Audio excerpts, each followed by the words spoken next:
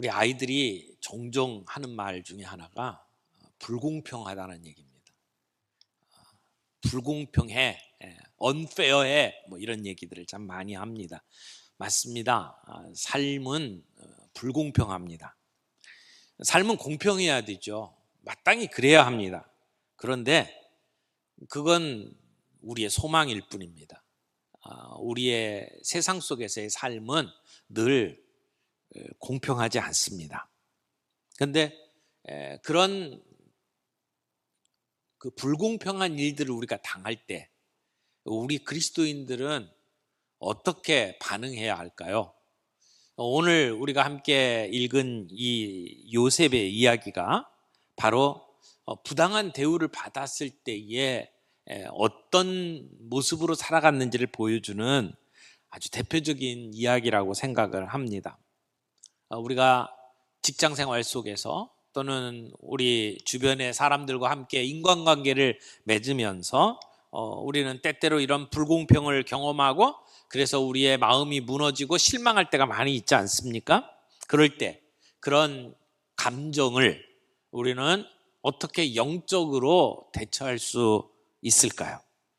그때 우리는 종종 우리의 삶의 그런 모습들을 보면서 하나님을 원망하기도 하고 하나님의 선하심에 대해서 의문을 품기도 합니다. 근데 하나님께서 우리를 어떤 지점까지 인도하실 때에 가장 빠르고 효율적인 길로 우리를 인도하시는 것은 아닙니다. 때로는 이렇게 빙 돌아갈 때가 있어요. 우회로라고 그러죠. 하나님은 그런 우회로를 통해서 우리를 준비시킵니다. 우리의 인격을 성장시키시고 그리고 우리가 앞으로 해야 할 일들을 감당할 수 있는 사람으로 하나님은 빚어가십니다. 그것이 하나님의 계획 속에 들어있는 모습들을 우리는 종종 봅니다. 우리가 종종 불공평하다고 느껴질 때 그것은 내가 내 방식, 내 스케줄에 비춰봤을 때 불공평한 거고 어떻게 보면 하나님의 일정에 그것까지 포함이 되어 있을 수 있다는 것입니다. 그렇게 해서 결국은 우리가 다듬어지고 그리고 우리를 통해서 하나님의 영광을 나타나도록 하나님께서 그렇게 계획하셨다는 겁니다.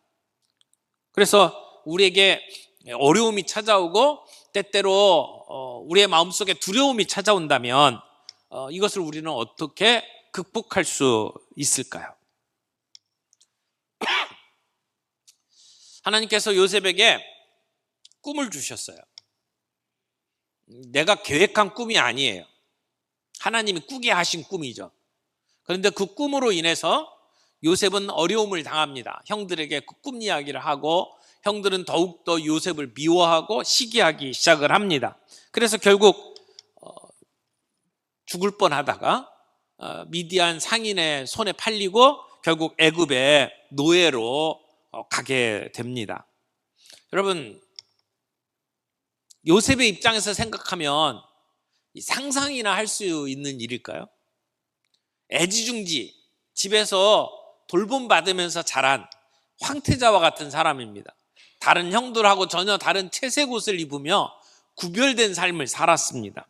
그런데 어느 날 갑자기 그런 삶에서 노예가 된 거예요. 종이 된 거예요.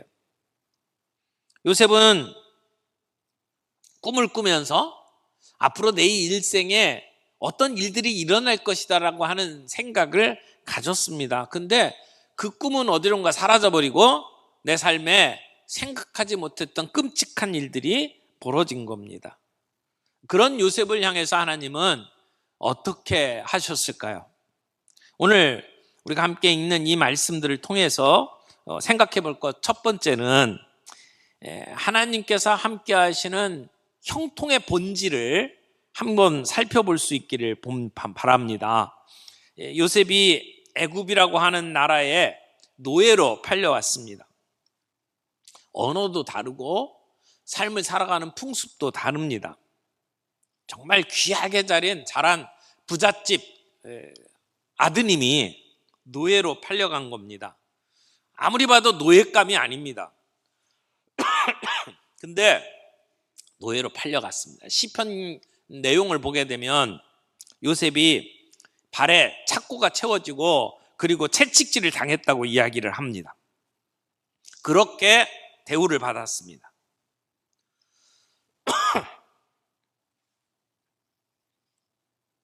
그런데 오늘 본문 말씀 우리가 39장을 보는데요, 39장 2절부터 다시 한번 보겠습니다. 39절 2장입니다. 다 같이 읽겠습니다. 여호와께서 함께 하심으로 그가 형통한 자가 되어 그의 주인 애굽 사람의 집에 있으니. 여기 여호와께서 요셉과 함께 하심으로 그가 어떤 자가 되었다고 이야기합니까? 형통한 자가 되었대요. 형통하대요. 지금 요셉은 보디발의 집에 노예로 끌려간 겁니다. 그런데 노예로 끌려가서 살아가는 삶을 지금 창세기 저자는 형통한 자가 되었다라고 소개를 합니다. 인간적인 관점에서 보면 누가 형통한 자일까요? 군대 장관 보디발이 형통한 자죠. 감옥에서 그를 관리하는 간수장이 형통한 자죠.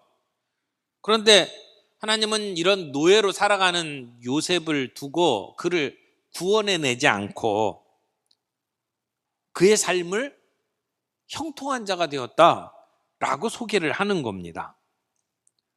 어떻게 보면 이해가 될 수 없는 이야기입니다.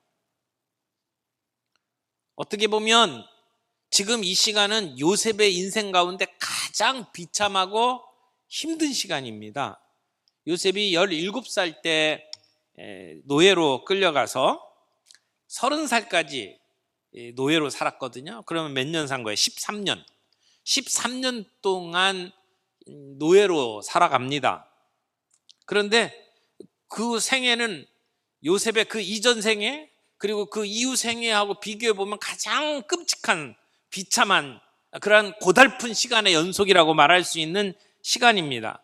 게다가 17살부터 30살이면 시간이 제일 안 가는 시간이잖아요. 나이 들면 시간이 빨리빨리 간다고 하는데 제일 젊은 시기에 정말 팔팔 뛰던 시기 아닙니까? 그때 남의 집에 노예로 살아가는 그의 삶을 보면서 성경 저자는 형통한 자가 되었다라고 이야기를 하는 겁니다. 요셉이 성공한 뒤에 애굽의 총리가 된 뒤에 이런 표현을 썼다면 딱 맞을 것 같은데, 그런데 지금 노예 생활 13년을 형통한 자가 되어 라고 표현을 하고 있단 말이에요. 그것을 보면 성경에서 이야기하고 있는 형통이라는 개념과 일반 세상에서 말하고 있는 형통의 개념이 다르구나 라고 하는 것을 우리는 알 수 있을 겁니다. 그런데 형통한 자가 되었다라고 이야기하면서 앞에 뭐라고 표현을 하냐면 여호와께서 요셉과 함께 하셨으므로 라고 표현을 합니다. 그러면 요셉이 형통한 근거는 뭐죠? 하나님이 함께 한 거죠. 하나님이 함께 하셔서 요셉이 형통하게 만들어 주셨다. 그래서 요셉이 하는 모든 일들이 잘 되게 만들어 주셨다라고 성경은 기록하고 있습니다. 그렇다면 성경에서 말하고 있는 형통의 가장 기본적인 정의는 우리가 하나님과 함께 하느냐 하지 못하느냐의 문제구나 라고 하는 것을 알 수 있겠죠. 우리가 하나님과 가깝습니까? 하나님과 친밀합니까? 우리는 형통한 자라는 얘기입니다. 여러분은 형통한 인생을 살아 계십니까? 여러분은 지금 하나님과 가까운 거리의 삶을 살고 있습니까? 하나님과 친밀한 삶을 살고 있습니까? 내가 하나님과 친밀하다, 그렇지 못하다 알 수 있잖아요. 여러분, 우리가 주일날마다 예배 드리는데 이 예배 시간에 교회 예배당에 찾아오시는 것이 즐겁고 기쁩니까? 말씀을 듣는 시간이 지루하지 않고 기다려집니까? 내가 지금까지 기도했던 시간 5분이면 더 이상 할 말 없음, 그랬던 삶 속에서 이제는 기도를 해도 깊은 기도의 자리까지 나아갈 수 있습니까? 그렇다면 우리는 점점 주님과 더 가까워지는 삶이다 라고 말할 수 있을 겁니다. 시편 1편에서도 복 있는 자는 하고 이야기를 할 때에 복 있는 자가 어떤 자입니까? 주님의 말씀이 우리를 다스리는 삶, 주님과 함께하는 삶이라고 이야기하지 않습니까?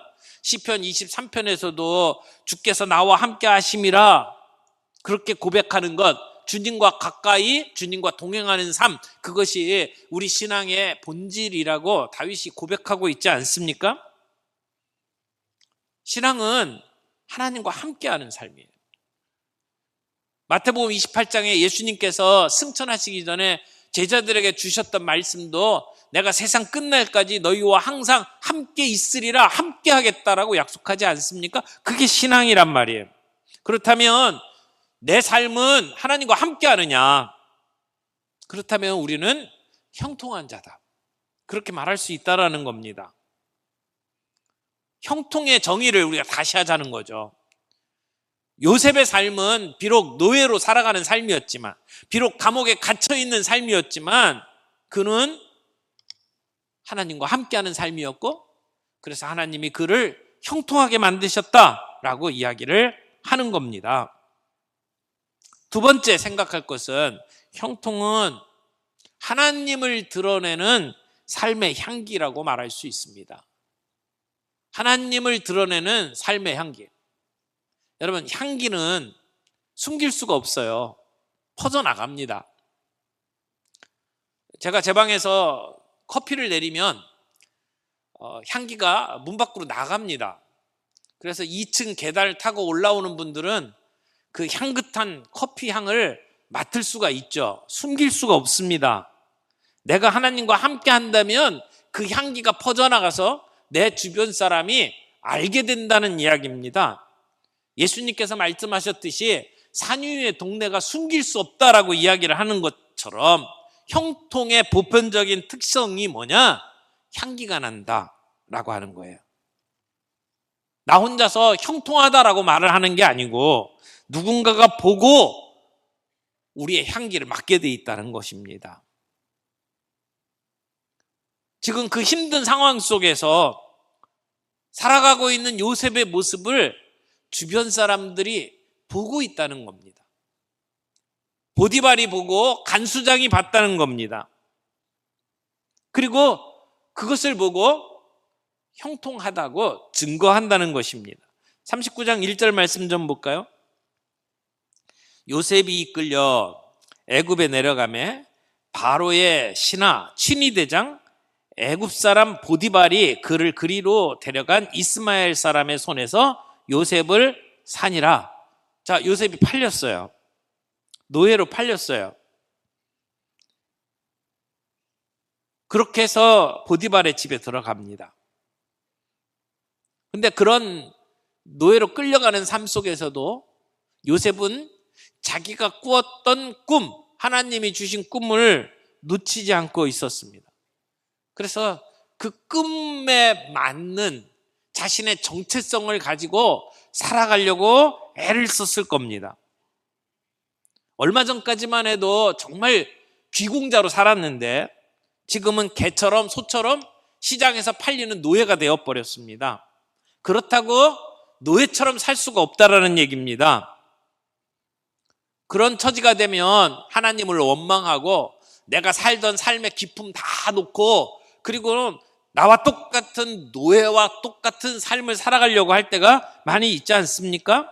근데 2절 3절 봅니다. 여호와께서 요셉과 함께 하심으로 그가 형통한 자가 되어 그의 주인 애굽 사람의 집에 있으니 3절 그의 주인이 여호와께서 그와 함께 하심을 보며 또 여호와께서 그의 범사에 형통하게 하심을 보았더라.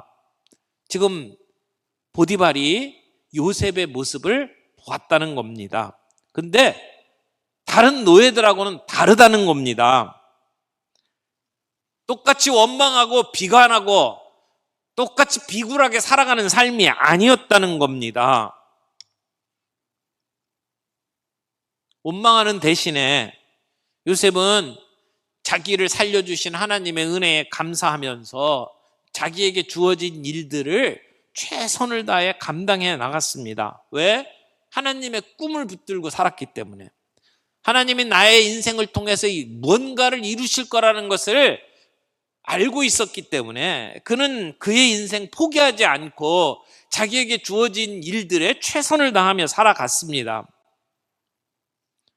하나님의 은혜와 간섭이 없었으면 나는 죽은 목숨이다 라고 생각을 했을 겁니다. 그래서 하나님은 뜻이 있어서 나를 살려주시고 여기 애굽에 보냈다라고 믿고 있었던 거죠.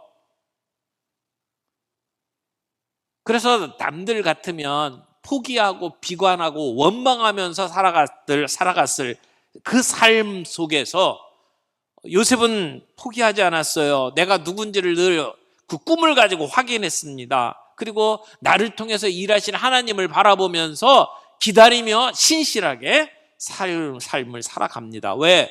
하나님이 주신 꿈을 붙들고 있었기 때문에. 하나님이 나를 사용하실 것이다. 하나님은 내 인생을 향한 하나님의 계획이 있다. 그리고 하나님은 오늘도 살아서 역사하신다. 나는 지금 답답하고 막막하지만 그러나 하나님은 역사하신다. 요셉은 그걸 믿고 있었어요. 그래서 살아가는 삶이 다른 노예들과 다른 겁니다. 그러니까 보디발의 눈에 확 띄지 않았겠어요? 여러분, 왕의 친위 대장이면 얼마나 권세가 위세가 있었겠어요. 그리고 그만큼 그 위까지 올라가려면 얼마나 많은 사람들을 겪어봤겠어요. 왕실에서 잔뼈가 굵은 고위 관리 아닙니까? 그 속에서 사람들의 그 심리적인 그 변화들, 그 암투, 싸움, 그걸 다 읽어내고 있지 않았을까요? 그리고 수많은 노예들을 다뤘기 때문에 노예들이 어떤 마음을 가지고 있고 어떻게 행동하는지 아마 너무나도 잘 알고 있었을 겁니다. 그런데 저 젊은 친구가, 저 신참내기 노예가 하는 일이 다르다는 겁니다. 믿을만 하다는 겁니다. 그래서 그 주인의 눈에 띄어서, 그래서 요셉은 그 안에서 승진합니다. 그런데 3절에 보니까 그의 주인이 여호와께서 그와 함께 하심을 봤대요. 그냥 그가 일하는 모습을 보면서 착하구나, 성실하구나, 믿을만하구나 이 얘기가 아니라 그의 살아가는 삶 속에서 누구를 봤다는 겁니까? 하나님이 함께 하시는 걸 봤다는 거예요. 하나님을 봤다는 겁니다. 무슨 얘기일까요? 요셉은 내가 이렇게 살아가는 삶의 근거를 분명히 드러냈을 거예요. 내가 왜 노예로 살아가면서도 기뻐하는지, 내가 왜 신실하게 사역하는지 그의 신앙의 근거를 이야기했기 때문에 보디발이 하나님이 함께 하시는 것을 보지 않았을까요? 자기의 경건 생활을 요셉이 드러냈기 때문에 요셉이 저렇게 살아가는 삶의 이유가 하나님이라고 하는 것을 보디발이 인정할 수 있지 않았을까요? 그냥 착하게만 산 게 아닙니다. 그냥 근면하게 산 게 아닙니다. 그 삶의 이유가 하나님이라고 하는 것을 요셉은 드러내면서 살았다는 것이죠. 그래서 보디발이 그 요셉을 보면서 저놈은 믿을만 하구나. 그런데 저가 가지고 있는 저 삶의 태도가 하나님을 믿는 신앙 때문이구나 라고 하는 것을 알게 되었다는 겁니다. 요셉이 노예로 일할 때 뭐 대단한 일부터 맡았을까요? 그 집에 가장 허드렛 일부터 맡았을 겁니다. 그런데 그 일부터 요셉은 남달랐다는 겁니다.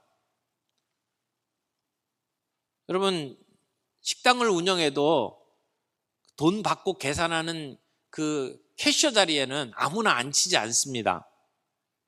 주인이 앉든지 아니면 정말 믿을 만한 사람을 맡기지 않습니까?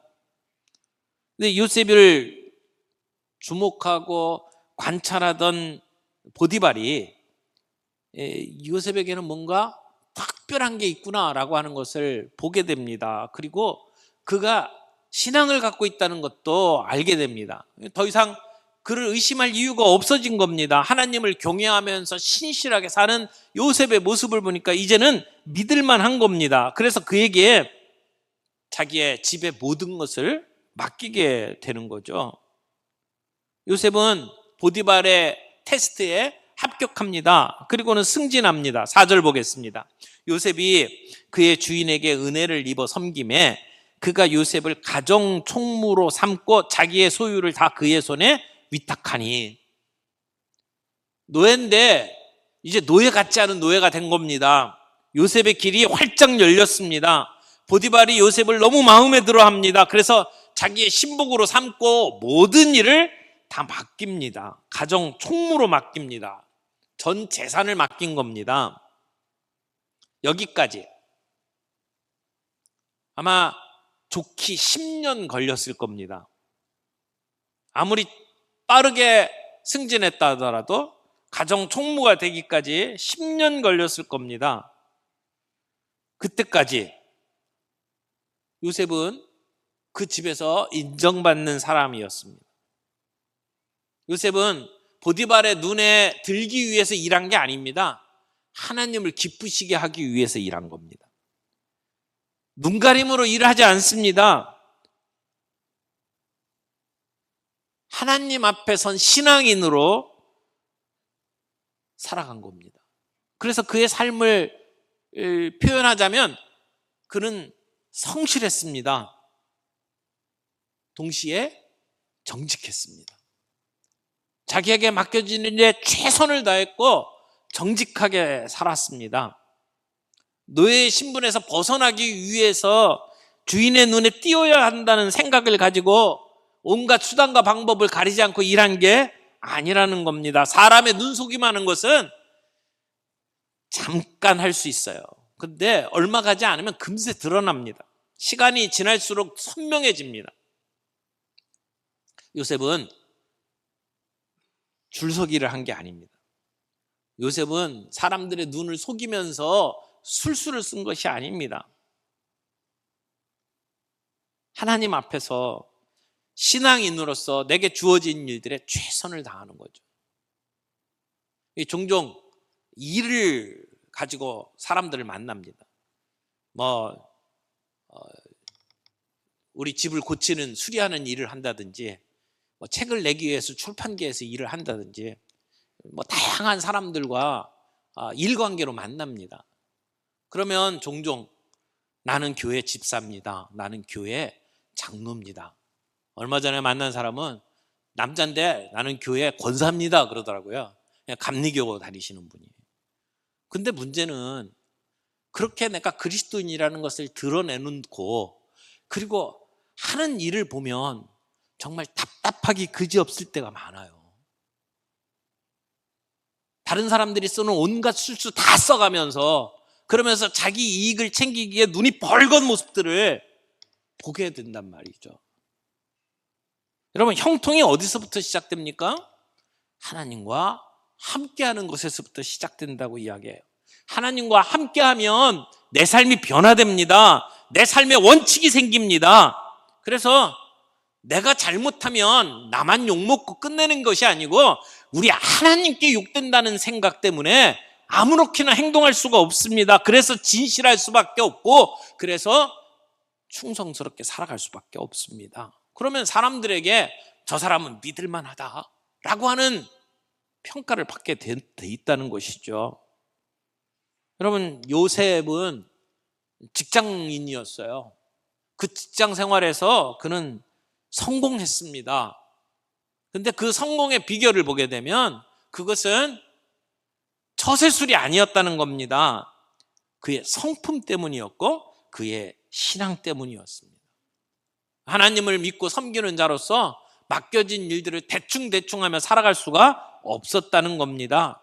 큰 일, 작은 일 가리지 않고 최선을 다해서 일했다는 겁니다. 그때 그는 사람들에게 칭찬받는 삶이 되었다는 것이죠. 요셉이 보디발의 집에서 칭찬받았을 뿐만 아니라 보디발의 아내의 모함을 받고 감옥에 들어가서도 감옥에서도 똑같이 간수장에게 그렇게 칭찬받는 삶을 삽니다. 간수장도 요셉의 살아가는 삶의 모습을 지켜보면서 그에게 하나님이 함께 하시는구나 라고 하는 사실을 확인하고 그를 믿을 만하다고 확인한 순간 그에게 감옥을 관리하는 모든 일들을 맡기게 됩니다.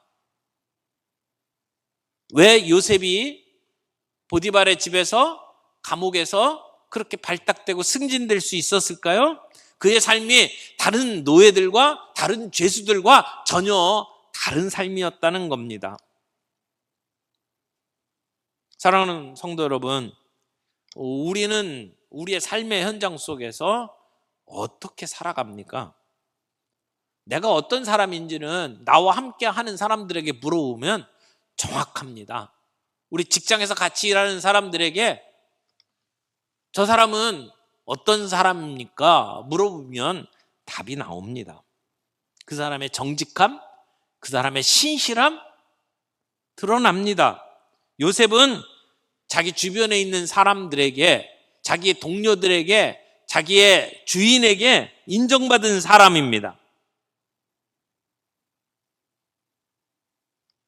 그래서 39장 22절 오늘 읽었던 본문 가운데에도 이렇게 이야기합니다. 간수장이 옥중 죄수를 다 요셉의 손에 맡김으로 그 재반 사물을 요셉이 처리하고,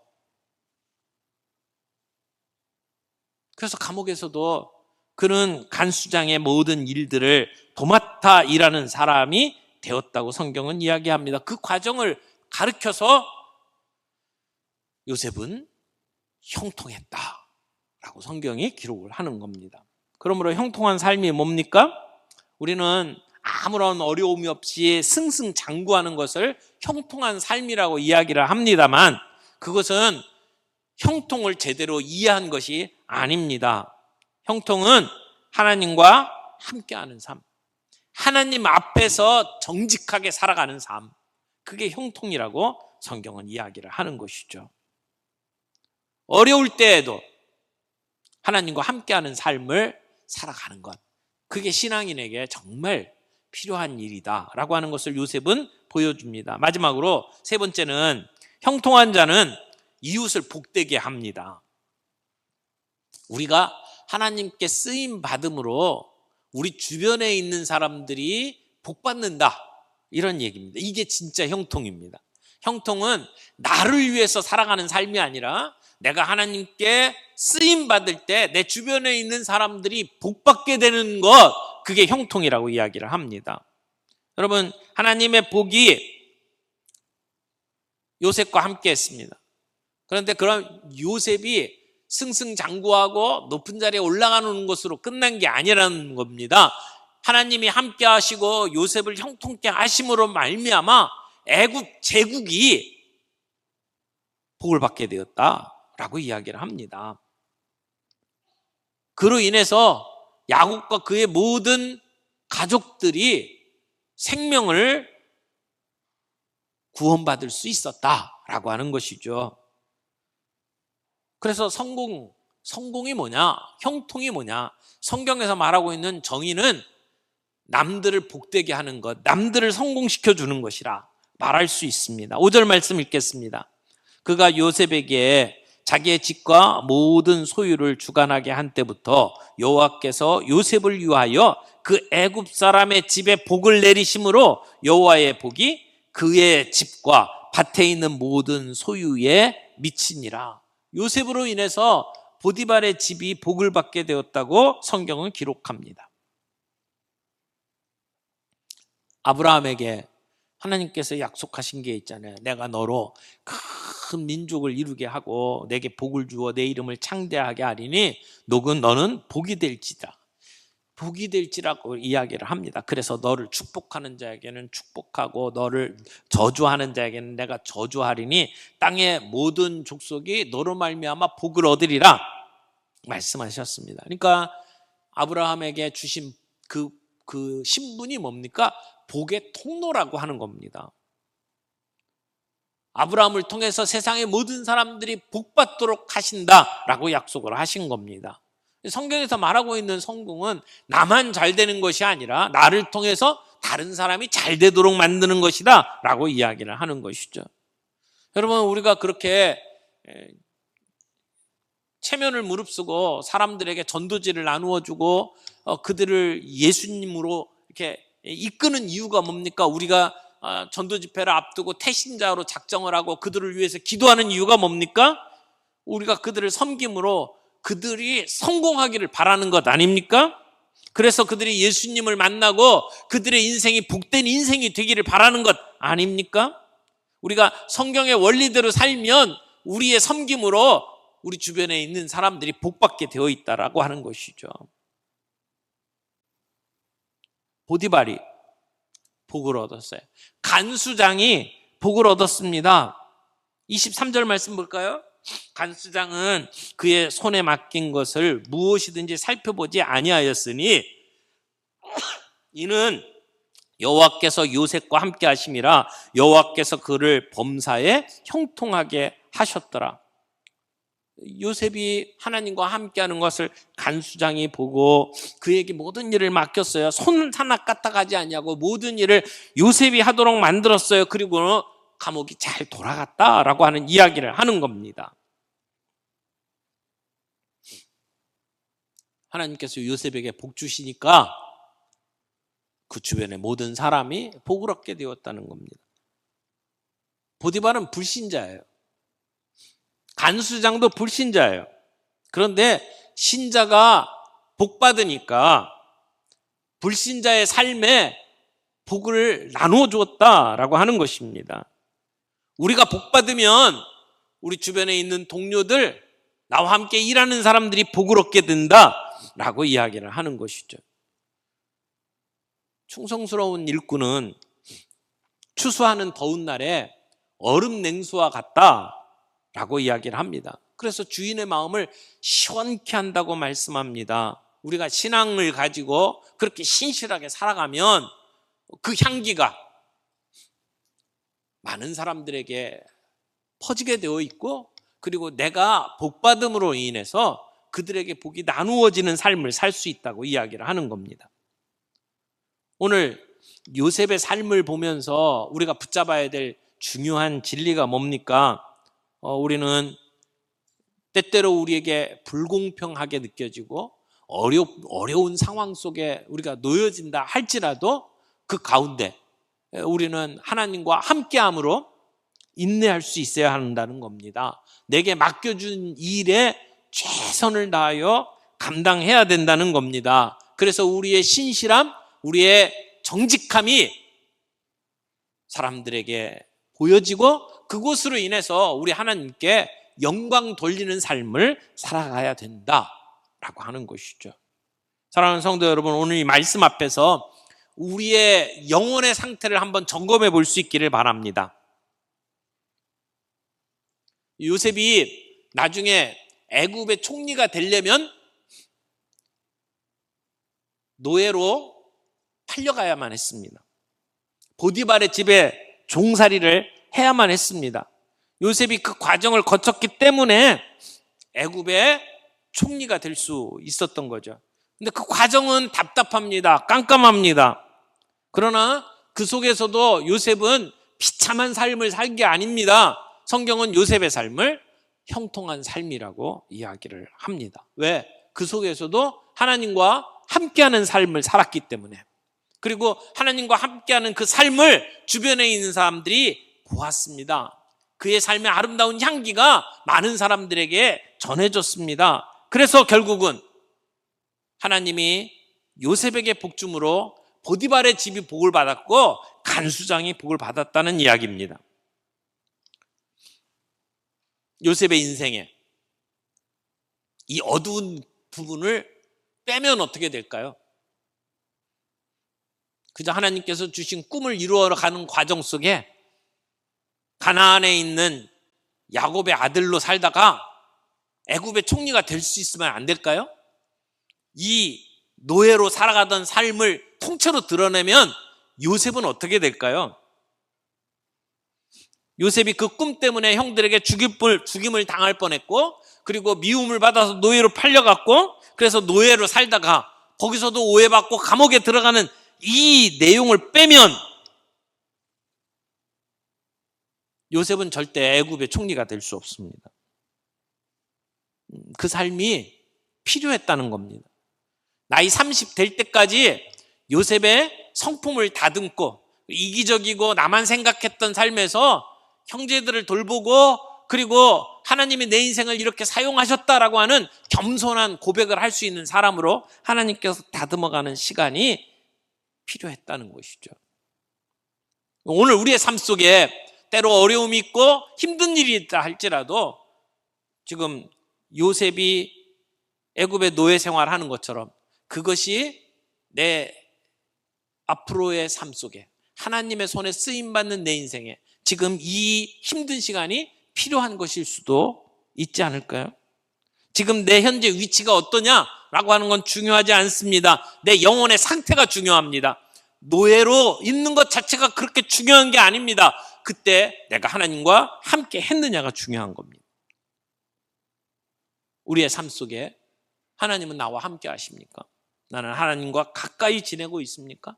그래서 내 삶을 통해서 하나님이 함께 하시는 것을 내 주변 사람들에게 보여주는 삶을 살고 있습니까? 오늘 말씀 생각하면서 함께 찬양 하나 했으면 좋겠습니다. 오늘 이 찬양이 길을 만드시는 분이라는 찬양이에요. 웨이메이커라고 하는 영어 이름으로 되어 있는 아주 유명한 찬양입니다. 근데 이 찬양을 우리 찬양하는 목사님들에게 하자 그랬더니 갑자기 주면 안 됩니다. 어렵습니다. 그래가지고 지지난주에 줘가지고 준비를 했습니다. 그래서 한 번만 하기에는 아까워서 다음 주에 또 부를 겁니다. 근데 정말 좋은 찬양입니다. 우리의 길을 만드시는 하나님, 그 하나님을 우리가 찬양할 수 있으면 좋겠습니다. 아예 이 찬양은 그냥 가사 보지 않고 외우면서 부를 정도로 여러분들이 익혀 놓으시면 우리의 인생에 정말 큰 은혜가 있을 거라고 믿습니다. 우리 같이 찬양하겠습니다.